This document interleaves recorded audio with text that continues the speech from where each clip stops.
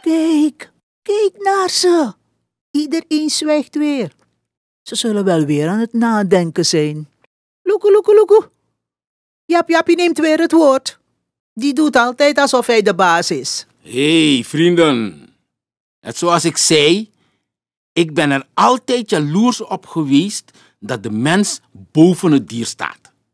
Ik wilde altijd net zo zijn als de mens met van die beschaafde manieren en mooie karaktereigenschappen. Dan zou ik boven jullie allemaal verheven staan. Maar als ik jullie zo hoor, hoef ik helemaal niet jaloers te zijn. Oh ja? Waarom niet?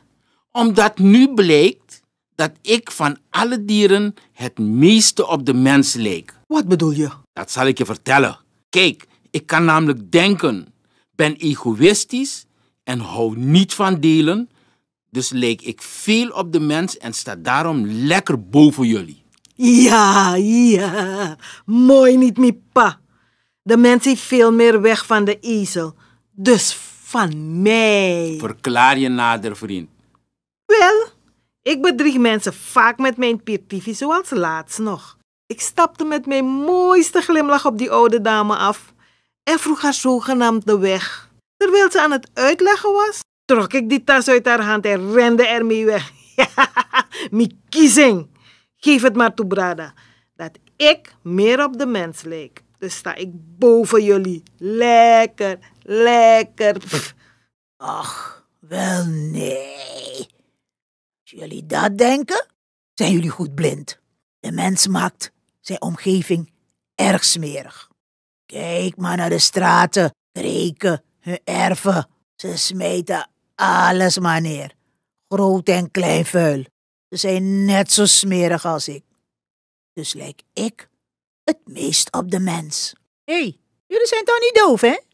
Jullie hebben toch wel vaker gehoord dat men de mens een opgeblazen kikker noemt? Omdat het toch zich altijd verbeeldt beter te zijn dan de ander. En vooral als hun huidskleur lichter is of als ze hoger in rang staan. En die loopt met barbari. Nanga bigi tranga poku boy. Trek zelf je conclusie maar. Juist, ja. De mens heeft het meest van mij. Ach jongens, kijk maar om je heen. In deze agressieve wereld. De mensen zijn altijd aan het schelden en met elkaar aan het vechten. Ze slaan als het maar even kan hun klauwen uit naar anderen met of zonder wapen. Laat me je dit zeggen. De mens is vals. Dus lijkt hij het meest op mij. Het lijkt alsof de mens het woord achterbaks heeft uitgevonden. Ze zitten vaak stiekem gemene plannetjes te beramen, zodat ze weer een medemens kunnen pijn doen. Je kan dus zeggen dat de mens en ik bijna een tweeling zijn. We zitten altijd op de loer. Nee hoor, wat jullie daar allemaal opnoemen is veel te softie. Geloof mij maar, mensen zijn nog veel erger.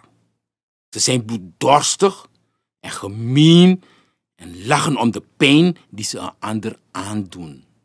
Ze jagen hun medemensen op en pakken hun land af. Ze plaatsen bommen, dan slaan ze zich op de borst als ze vertellen hoeveel doden er zijn gevallen. Ze doen zich aardig voor, terwijl ze achteraf hun eigen agenda hebben.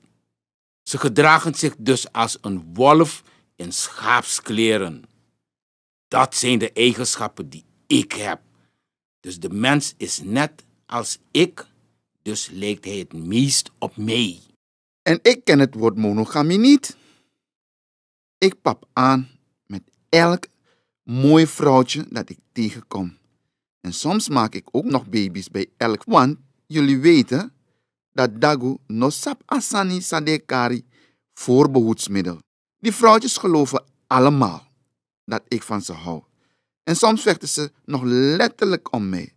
Dat is leuk, want terwijl twee met elkaar vechten, ga ik er met de volgende vandoor. Net zo is de mens. Verder plas en poep ik op straat, dus lijk ik met mijn gedrag het meest op de mens. De ene mens verbeeldt zich altijd beter te zijn dan de ander. En gunt die ander niks. Eigen belang en hebzucht voeren meestal de boventoon. Ze maken zich schuldig aan die krabbenmentaliteit en duwen de ander weg om zelf het beste plekje te veroveren. Deze krabbenmentaliteit zie je vaak bij mensen en daarom denk ik dat de mens het meest op mij lijkt, hoor. Deze meeting is heavy vandaag. Ik heb nog nooit meegemaakt dat al onze vrienden zo vaak zwijgen. Normaal praten ze je de oren van het hoofd.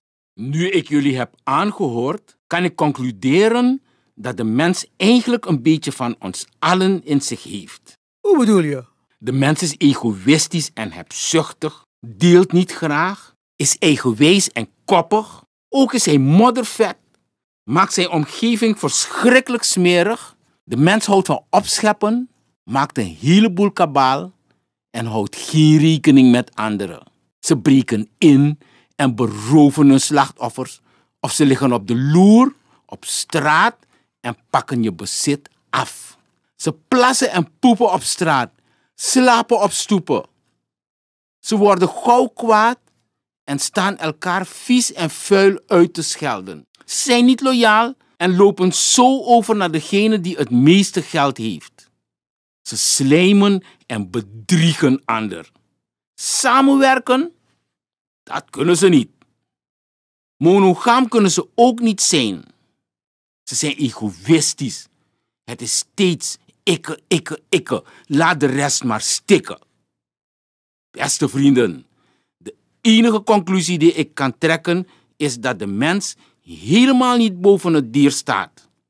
De mens gedraagt zich als een dier. Ik hoef dus helemaal niet jaloers te zijn op de mens. Yeah! Sumanawi, Sabedu, Pepatide, Sabedu.